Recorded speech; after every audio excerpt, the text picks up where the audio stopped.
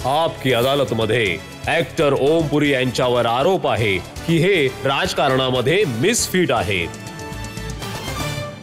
जेव्हा दिल्लीमध्ये अण्णा हजारे रामलीला मैदानावर उपोषणाला बसले होते, तेव्हा तुम्ही एक खूप लांब भाषण दिलं होतं आणि तुम्ही देशाच्या राजनेत्यांना निरक्षर, अडाणी, मूर्ख सगळे काही बोलून गेलात. हे लास्ट वालं मी नाही बोललो सर. आता आता आता मी एक तुम्ही टेस्ट करत होतो की तुमच्या लक्षात आहे की मला नाही की मला तुम्ही काय बिलकुल काय आठवतंय म्हणालात. सर.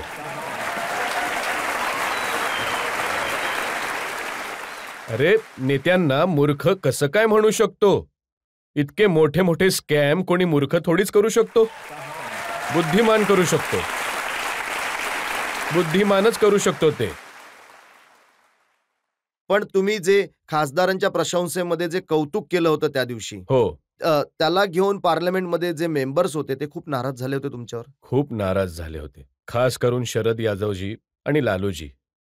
काही लोकांनी हे सुद्धा म्हटलं की ओम पुरी थोडीशी पिऊन आलेत. ओ हो हो हो.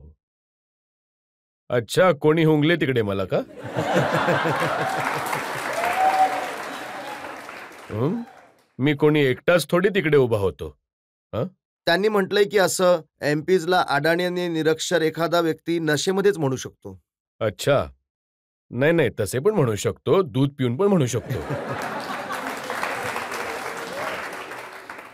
हे बघा काय आहे की हे जे दोन शब्द ज्याचा विपर्यास केला गेला, त्याचा त्याचा कॉन्टेक्स्ट कोणी सांगितलंच नाही. एकतर माझ्याकडून एक शब्द चुकीचा निघाला होता, तो होता की तुम्ही ठाम आहात तुमच्या बोलण्यावर. हो हो नक्कीच. मी फक्त 2 शब्दांना सोडून 2 शब्दांना सुद्धा मी तुम्हाला ऐकून देतो. हे जे मी बोललो, हे तर खरे आहे ना, की खुर्च्या फेकल्या गेल्या होत्या लखनौमध्ये, माईक फेकले गेले होते. बेंगलोरमध्ये पोलीस आतमध्ये बोलवावे लागले होते कारण काही एमपीचे रक्त निघाले होते. ते कोणी सगळं ठीक आहे. टेबलच्या खाली घुसत होता उंदरासारखा. हं, त्यावर आणि थोडीच कोणी आता आक्षेप आता घेतलाय. आता आता पंजाबमध्ये आई बहिणीवरून शिवी दिली गेली जी की युट्यूबवर आहे, सगळ्यांनी बघून घ्यावी. बघितले त्यांनी. पण आपत्ती तर होत आहे तुम्ही जे अडाणी म्हटलात, तुम्ही जे निरक्षर म्हटलात त्याच्यावर. सर अडाणी कोणती शिवी नाहीये. घरामध्ये मुलांकडून थोडेसे अन्न खाली पडले, अडाणी कुठला? हं? आणि अशिक्षित पण अशी कोणती धोक्यासारखी गोष्ट नाहीये. तर मग तुम्ही माफी का मागितली? मी तर माफी अशी स्टाईलसाठी मागितली होती.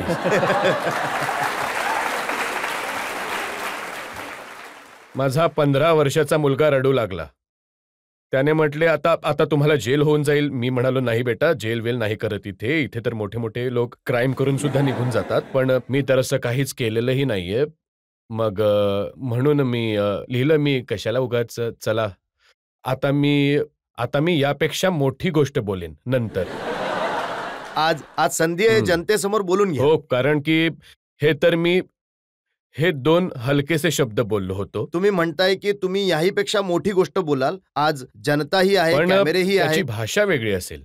त्याची भाषा ही असेल की हे जे करत आहेत, हा सभ्यतापूर्ण व्यवहार नाहीये.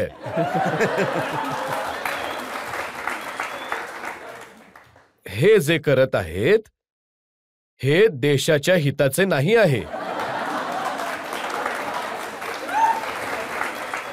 कधी चारा घोटाळा होतो, कधी हे होतं, कधी कोळसा खाऊन जातात.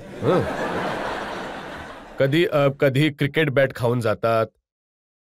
आणि लेटेस्ट तर आहे रेल्वेमध्ये जे पोस्टिंगला घेऊन करप्शन झालंय. रेल्वेमध्ये पोस्टिंगमध्ये आणि हरियाणामध्ये सर टीचर्सच्या पोस्टिंगमध्ये. टीचर्सच्या पोस्टिंगमध्ये.